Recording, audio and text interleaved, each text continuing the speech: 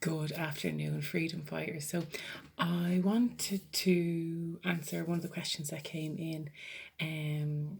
It really kind of struck a chord with me, and it's a fantastic question. So, I said I would cover it here on the IGTV because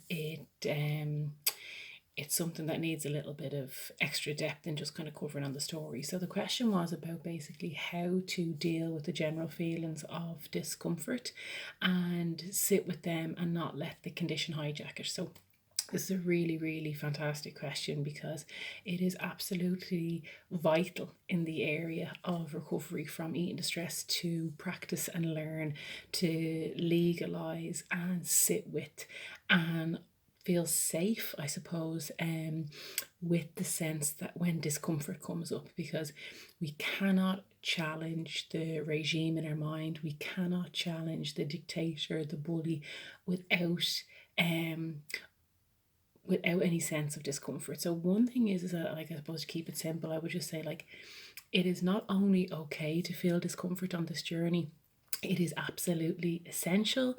It is important. It is a sign of growth. It is a sign of progress. When we're deep in condition, when we're using our self destructive behaviors, we very often don't even experience discomfort because we're just going along, not rocking the boat, when any sense of kind of unease or discomfort might actually even try to be popping its head up, we go to our behaviors in order to numb that feeling. So for a long time, we have been conditioned to actually use our self-harming behaviors to numb out those feelings. So if you are experiencing discomfort, it probably means that you're doing something really, really good for yourself, for your journey, and for your freedom. So really to kind of legalize that, for me personally, I find it really powerful just to kind of, take either one hand or both hands and just, I mean, the word was mentioned in the question about sitting with it and just kind of sitting in it and indulging in it, and hijacking it are different things. So I'll explain that. So, like, just even bringing that sense of lightness, and I suppose it comes with experience as well, of like, it's okay to feel discomfort. I'm safe to feel what's coming up for me here now. I'm safe, I'm secure. Really practicing that sense of like self-parenting.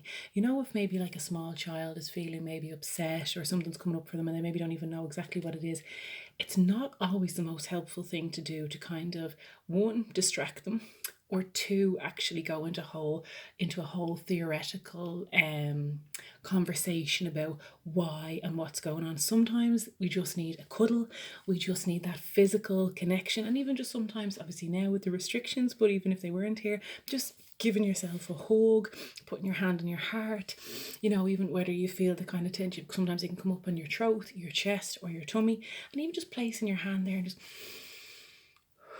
just coming into the body through our breath. Breathing is the cheapest way to get out of your head, and there is no negative consequences for it. So it's really just practicing when we're in condition, when we're very fast thinking, especially if we're practicing self-harming behaviors, we very often aren't even allowing ourselves to breathe. We often kind of hold our breath, we're very tense. So even just practicing, okay, I'm safe, I'm secure, I'm grounded. It's, as I said, it's not only okay to experience that discomfort, but it's actually a really, really positive sign. It means that something is happening. Now, what was mentioned in the question is about, like, how do you not like allow condition to hijack that? So the difference is about knowing the difference. Okay, so feeling something and sitting with that and being okay with that and honoring that and just connecting with that, it's a much lighter experience. Now it's uncomfortable, but it's lighter. You're almost, a sense, you're taking this role as the awareness, you're taking this role as the observer, and you're creating space there, even though it is uncomfortable.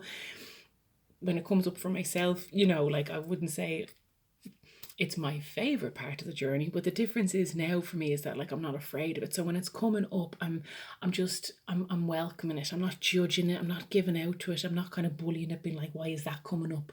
I shouldn't be feeling this. So the difference, the condition can really hijack it when you'll know the difference between, I suppose, how the question was, how do you not allow the condition to hijack it? Well, if you're legalizing and honoring what's coming up for you and you're reminding yourself that you're safe to feel those things, there's no space for the condition to come in. If you don't want the conditioned thinking and the fear and the bully and the dictator, if you don't want that living in your mind anymore, it's about making it uncomfortable for it to live there. So less focusing on self-defense, I'm not letting the condition hijack this, and more focus on actually self-protection and kind of going, okay, even asking those questions, how can I make this easier for myself? How can I protect myself? How can I suppose, yeah, how can I make this easier for myself, really? Just kind of keeping it simple like that. So, how do you not allow the condition to hijack it? You make it harder to do so by not making it into an issue, not judging it, not evaluating where you are, what this means, analyzing, and just kind of whatever way it could be it could be as simple as just kind of getting some hand creams, kind of going, okay, I feel a little bit comfortable, I'm just going to sit down for a moment. Some people close their eyes, some people connect with kind of some, as I said, with deep breathing, using your senses, okay, not as a distraction, but as a connection, that we are coming into the body, we are connecting. Wash yourself with those emotions so then we can actually detach with them later on. So hopefully that answers your question. It's a wonderful, wonderful question. So if you are experiencing discomfort in the journey at the moment, it's really important to let go of judgment when these experiences are coming up for us. So I would really encourage you as well, we're all in different kind of stages of the journey. So bring it to your one-to-one sessions, ask those questions, but hopefully this was some help for you.